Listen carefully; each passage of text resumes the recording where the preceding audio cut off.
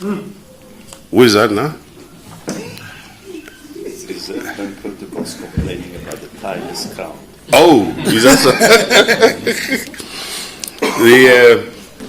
We've changed the program somewhat with the concurrence of Duncan Peters, wherever he is. So we're going to ask the governor of the South African Reserve Bank, who is governor number 10. There's two governors here. I am number 8, and he's number 10. So we'll ask him to say whatever he wants to say, since he's the landlord here. And then I'll ask Professor Hausmann to say a few words. After that, I will say something to try and hopefully give context to our conversation. And then that will be the end of the open session. Thereafter, we'll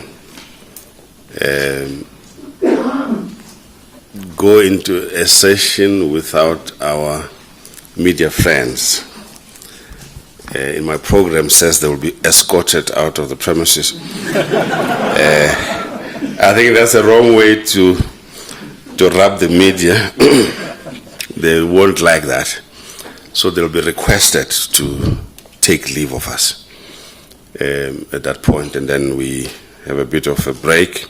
Then we'll come back, and then the DG of the National Treasury will then make his presentation. So those are the few corrections that we have made. Must tell a story about this conference center, by the way, before I hand over to him. When I came here in 1999, I walked around and met a number of the staff members. Welcome, are you sure you want to do this job or not, and so on. Then I met one secretary, and she said to me, are you going to be the governor of the South African Reserve Bank? I said, yes. She said, oh, welcome home, but I have bad news for you. So I said, what is that? She said, we won't remember you for monetary policy here. We'll remember you for parking. So you must build a parking area for us. So this place began as a parking, parkade. That's why you see the parkade is such a large thing. But as we were busy working on this parking area, we developed it into a conference center. So that's how we ended up with this thing, and we copied the conference center at the Bank for International Settlements in Basel. Not successfully, because this ended up being better than that one. But we copied it. Governor, over to you. Thank you. Let's get the protocols right. Minister Patel, welcome to the bank. Minister Governor, 10 is bigger than 8.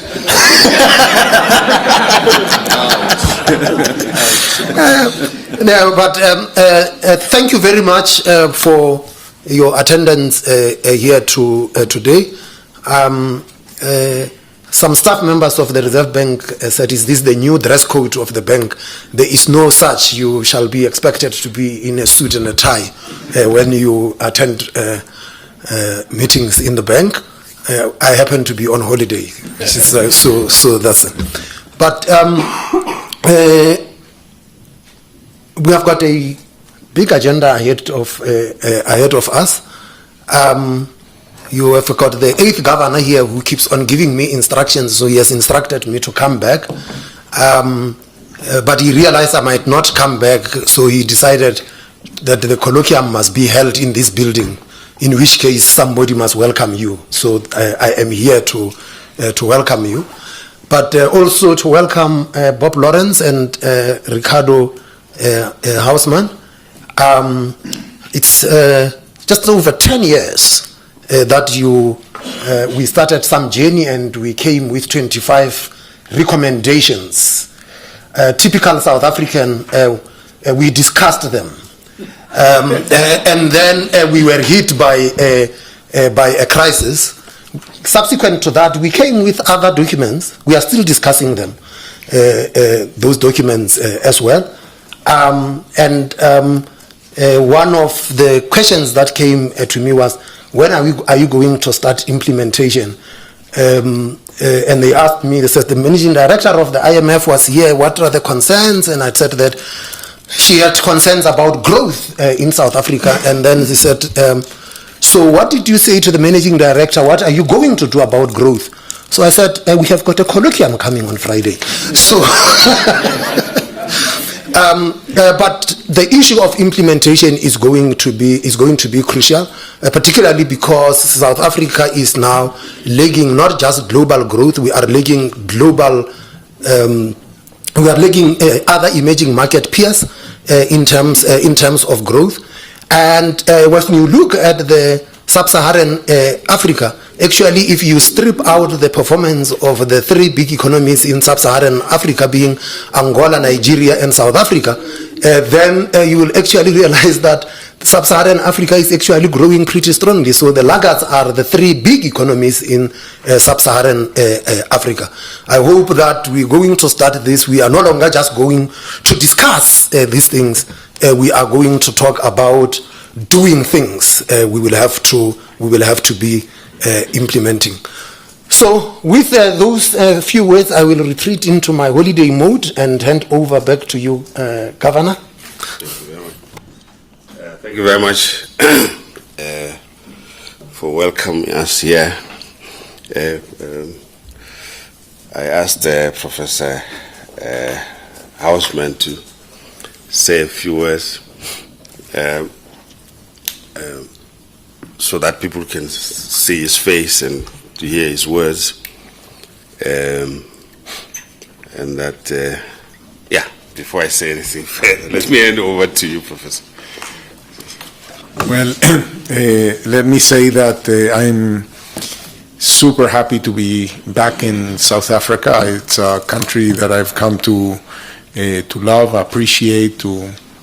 I have many friends that I've made over the years. I came for the first time in 2004 at the invitation of Trevor Manuel, where number 10 was the DG at the National Treasury, and you were number 8.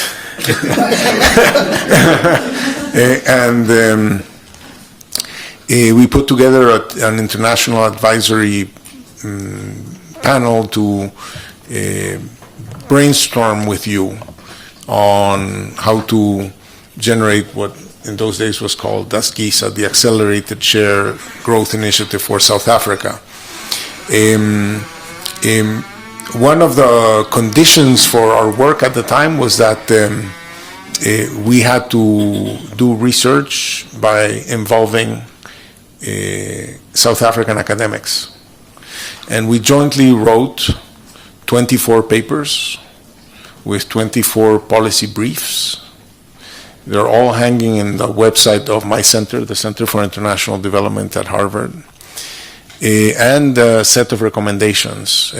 Over a period of something like 4 years, I tried to count the number of times I've been to South Africa, and I think this is my trip number 21. So,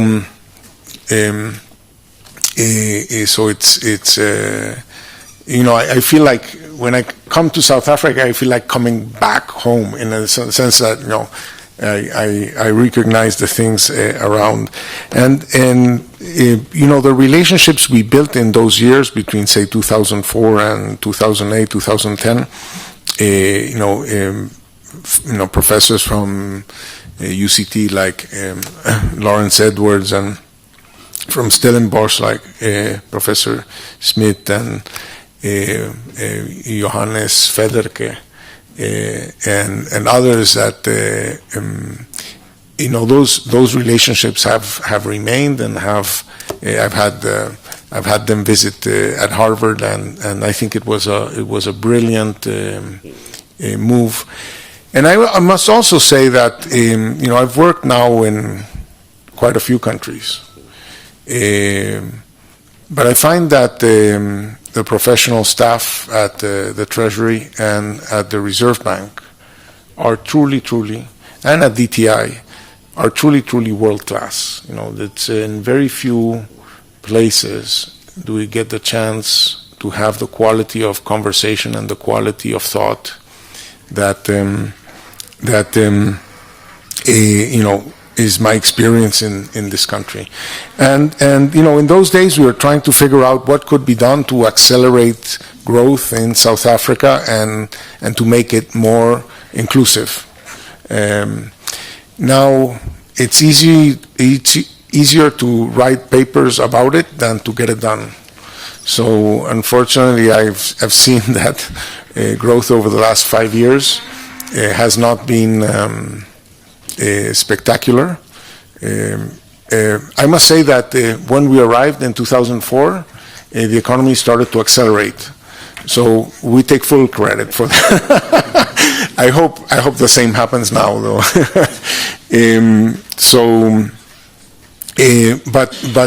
These are really hard issues. It's not. There is no formulas. As I like to say, in economic policy, there's no best practice, really. There's no such thing as a perfect suit.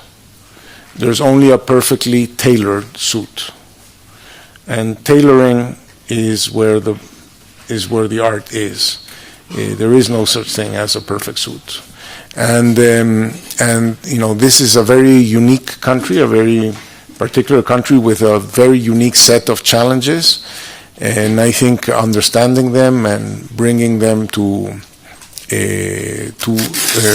play a role in the design of policy is particularly important and challenging. So I'm super happy to be back, and I'm looking forward to learning from you and to listening to all these papers that were produced for this event. And I'm happy for the opportunity to participate. Thank you very much. Thank you very much, Professor, for your homecoming words. Now, I thought we'll be able to introduce ourselves, but I think it will take a little longer if we were to do that. So hopefully we'll take advantage of the breaks here and there to get to know one another, and I suppose before we make any intervention during the course of the meeting, we can just introduce ourselves, who we are, and so on. But thank you very much, Professor. So I tried to ask EP if he wants to say something. He said no. Quite unusual.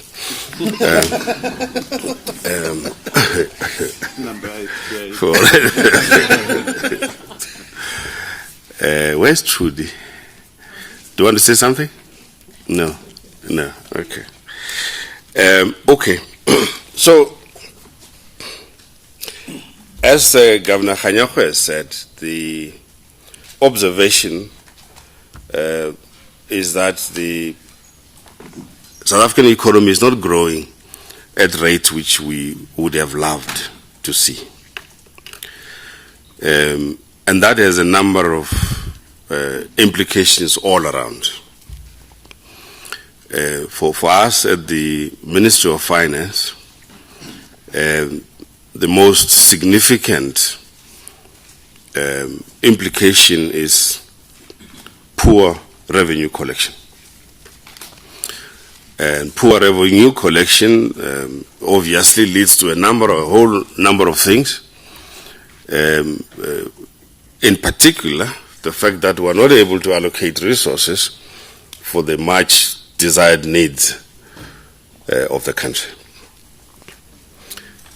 But there are other things about the consequences of poor economic growth, including the fact that more and more people are getting more and more marginalized from economic activity. So this is an issue of concern. Meanwhile, the population growth rate is not waiting for the economy to grow. It continues to expand, meaning that the demand on the fiscus and for economic participation increases. This raises a number of questions for us. So, in conversations inside the cabinet, the question has arisen whether we are pursuing the correct growth path for South Africa, whether we are having the correct conversations about the South African economy. Are we not stuck in a thinking mode which is not relevant to the actual conditions in South Africa? As some of the cabinet colleagues said that maybe Minister and your colleagues in the National Treasury are not thinking out of the box. And we know these National Treasury people are very difficult people. Maybe they are not thinking out of the box. They're stuck in a particular time frame. Maybe you need to shake them up a little bit. I said, no, give me a bit of time. I'll call upon some of the friends I know at South African universities and at Harvard. One of them comes from Venezuela. So he knows what not to do. Because he has lived through the experiment that went terribly wrong. But he was also involved with the Latin American Development Latin American Development Bank, and so he has a lot of experience. Together with a number of other South African economists and private sector economists, would meet and shake up this National Treasury tree that you say is too firm and dogmatic. But as my thought processes were going, it became clear that there's no one colloquium that can find solutions to everything. It's not possible. So we're going to have this colloquium then, in pursuit of that conversation in the cabinet, hoping to come up with some ideas, some of which might be based on research, others might be based on emotion. It doesn't matter. It's all right. We'll take the emotions and try and panel beat them into scientific thinking. But that's the background why we're having this conversation. You'd have noticed that we have a number of papers which have been prepared already, some very good papers. I'm sure when you read through them, you notice that there's some very good papers which have been prepared and form an important part of the conversation. So I really hope we have a very good conversation. Then I had a meeting with the Secretary General of the OECD in Buenos Aires during the G20 meeting. And you know how he is, very charismatic, very influential. So, and he was talking about poor growth performance for South Africa, and so on, all kinds of things like that. So I said, no, why don't you send somebody to come and participate in the colloquium that we're organizing? And he did. So there's somebody from the OECD as well. I think it's Follow for. Oh, there he is. Welcome. And then I had a conversation with the president of the World Bank, and talking about the work that the World Bank has done in terms of thinking about growth and prosperity, inclusivity, and so on. The new slogan in town being inclusive growth, blah, blah, blah, and so on. So I said, okay, Mr. President of the World Bank, send somebody then to the colloquium. So Sebastian is here from the World Bank, somebody whom I've known for a number of years. He once invited me to Ghana and put me in a lousy hotel, but anyway. At the time in Ghana, we were discussing the problem with the budgetary processes in Ghana, where 6 months or so before an election, the salaries of civil servants are increased, then they remain flat for 4 years. Another election comes, the salaries are increased. So the thing kept on creeping up to a point where it was becoming unsustainable. We have no intention here to increase the salaries of civil servants before the elections next year. And then I have had occasion to interact with real farmers. I mean, really, actually, people who farm. People who are not afraid of the difficult, dirty, and dangerous work called farming. And they run they don't run a farm, they run an agricultural business. I've learned from their father that don't call us farmers, but we are business people who run an agricultural business. And they run the largest tomato business in South Africa. And now they are into avocado farming. They're doing much better than me in that regard. They're the fan sales of ZZ2. I've invited them here. Please raise your hands. Where are you? There they are. They're real. They know something about real agriculture. Not theoretical, but practical agriculture. We had wanted to invite some people from the manufacturing sector, but we couldn't. But we also have one emerging young South African, I don't think he's going to like me calling him young, one young upcoming South African agricultural economist, very prolific, and works for Agri-SA. Where is he seated? There he is. Welcome, sir.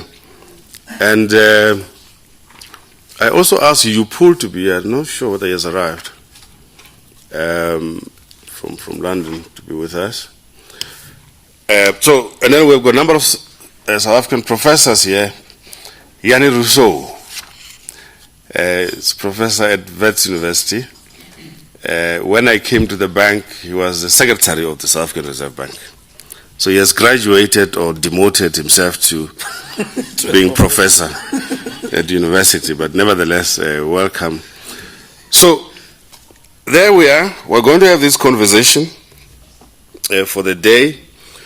We think the day is very short to touch on all the issues that we need to touch on or touch upon, and therefore we will reconvene in a smaller group, January. We had thought January the 20th, but Minister Patel tells me that's a Sunday. It's not a good idea. But around that time, we'll convene, but in a smaller sort of working group to try and make further sense of the conversation here. This will be in preparations for the Cabinet Strategic Planning meeting at the end of January. Hopefully, we'll give the Cabinet some substantive report about the conversations that we've been having. I'm quite certain that we would not have completed the work even by then. Because Duncan and these people are going to tell me that they need to go and do some modeling, some econometric modeling of the conversation. So that won't be done by the 30th of January. So we'll keep the conversation, I suspect, until about mid-year, and for us to now have really substantive proposals before us. As I conclude, let me indicate, colleagues, that a number of economic business meetings have been taking place in South Africa recently. That's why I thought Minister Patel would be able to tell us something about it. It was an investment conference which brought together a large number of potential investors into South Africa, but also existing investors who might want to expand their activities. He's going to say something about it at some stage. Secondly, we have had an African Development Bank investment conference, also in Johannesburg, which was very successful. A little bit, but I can't find the correct word in case I annoy some people, but a bit glitzy. But also was very successful in bringing together potential investors in Africa under the auspices of the African Development Bank. Number of deals were agreed upon, which was good. And finally, a number of summits have been organized by the presidency, which all really come towards beginning to bring things together towards a clearer perspective of what we want to do. And I'm sure this will contribute a lot to that conversation, and will also benefit from those conversations.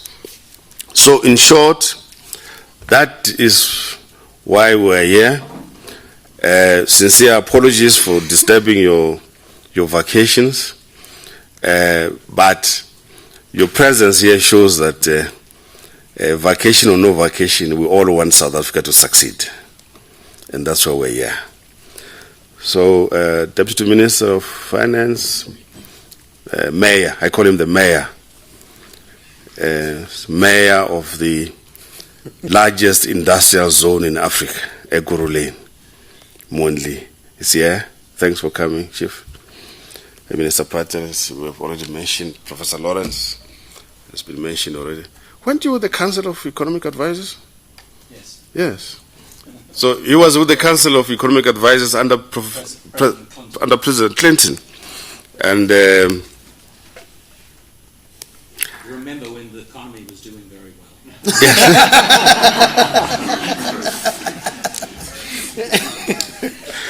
So the president has asked me to start thinking about the Council of Economic Advisors, so I know who to go to for ideas. I'm sure Trudy would like to speak to you as well about that. So that's the introductory part of our meeting.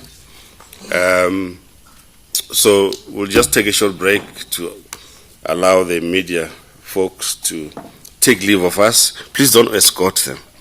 They don't have access cards. They have to so please take leave of us.